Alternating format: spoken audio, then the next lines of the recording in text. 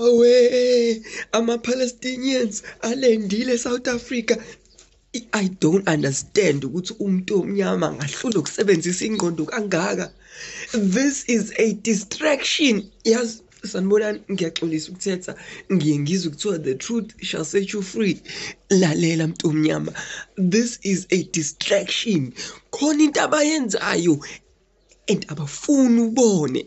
Asiqale. Right now, the whole of i-black community yase-South Africa, abantu abamnyama are being distracted because si-focused la. However, ama-Palestinians have landed, Israel is coming.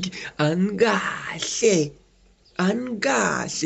Learn to see i-distraction so you actually know ukuthi kwenzekalani. Listen to me mntu omnyama, yeka ukufocusa kwinto wrong and focus kwinto ebalekile. Ngomhla ka-20 to umhla ka-23 kuzobe kune-meeting enkulu. This month la eSouth Africa izobe ihostwe yithina and it might be the biggest thing abazama ukuyifihla njengamanje. This is what mina nawe mntu omnyama we should be focusing on.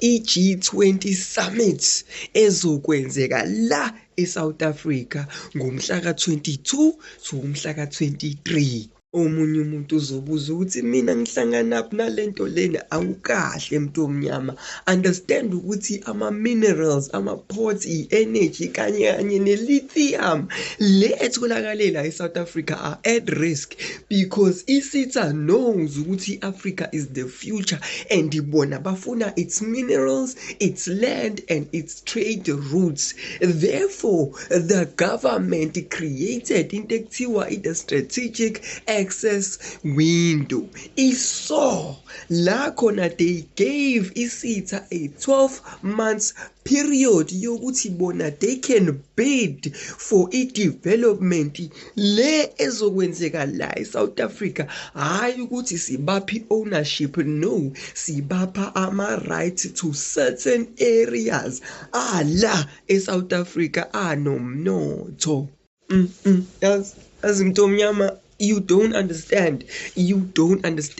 Akekho umuntu ongasuka ePalestine le ahambe adlule iDubai, adlule wonke lamazwe eze la by mistake. Ayikho into enjalo. It is all a distraction ukwenza wena unganaki ukuthi 12 months ago amazwe were bidding for ama-minerals akho and whilst wena uzofocusa kulabantu abasuka le beze la by mistake, they are taking everything you own. I-China they offered 42.7 billion for early access to develop a new mineral zone eLimpopo focusing on chrome ne-rare earth minerals ala eSouth Africa. Okay, iBrazil proposed to 8.3 billion. Uthi nje wona ufuna co-developer a coastal agro-exports. Bafuna upiece omncane of everything agriculture exportwayo esuka eKwaZulu Natal yele emazweni. Everything.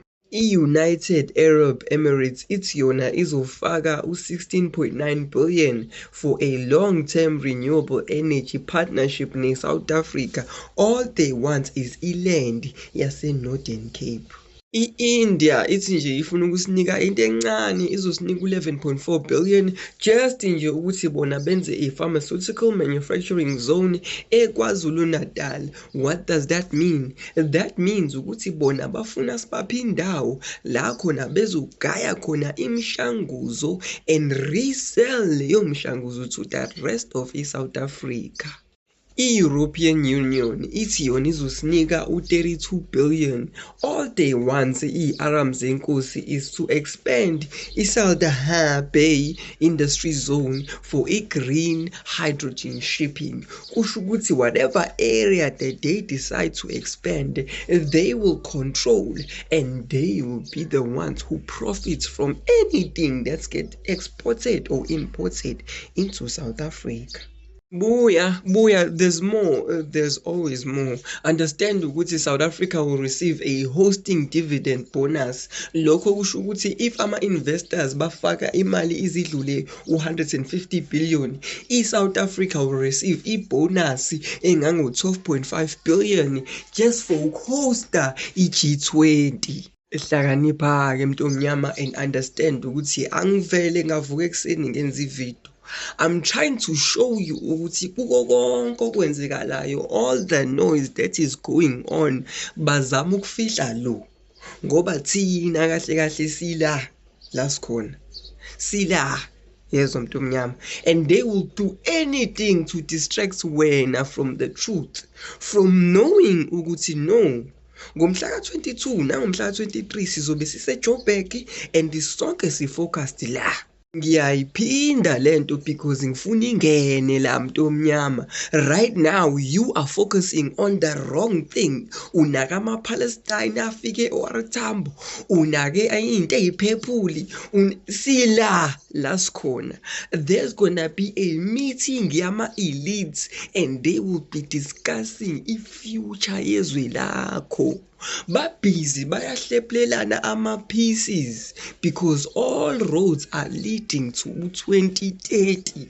La khona kuzobe sekudividwa umnotho again, beresetha umhlaba. Understand ukuthi kwi-G20 sizobe sine-Australia, i-Argentina, i-Turkey, i-Japan, i-Canada, siphinde sibe ne-Germany, i-Brazil, i-UK, phinde kube i-France, kube i-Italy, maningi, i-India, Indonesia, i-China, i-Mexico, i-Russia, i-EU, i-South Korea, ne-USA, kuningi, and they all want a piece of us.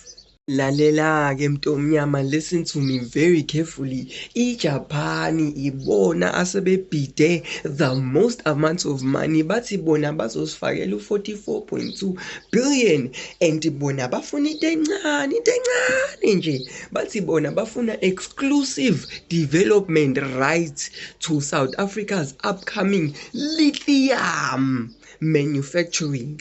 Bafuna i-lithium, and okwamanje basafuna le lithium esemzumbe. Yezwa, asikakayibale le lithium le etholakala eLamonti, asikakayibale le lithium etholakala eClearwood, basafuna le eyasemzumbe. Yezwa, that means ukuthi as of u-2025 October, imali esithenjiswe yona is sitting at 155.4 billion. Yes, plus lo 12.5 billion oyibonus for hosting i-G20. ISITA will make sure ukuthi they hide this from us. They will flood us with the information engekho, making sure ukuthi asuphazamisi umsebenzi. Hear my words.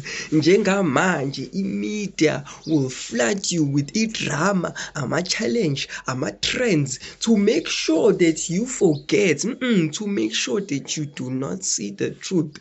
So umntomnyama will protest about ama-Palestine agcwele eSouth Africa. Umntomnyama will protest about izinto ey'ngenasidingo, forgetting ukuthi right now babhizi bayahleplelana every piece of umhlaba. Hello Mzansi, welcome to Mgosi waseMzansi. Uthi zero wenkinga aloko ukuthi akufika ama-Palestine la South Africa, it's something nje labayende ngabomu, it's something labafuna ukuyisebenzisa as a distractions to umuntu omnyama. Athi umuntu omnyama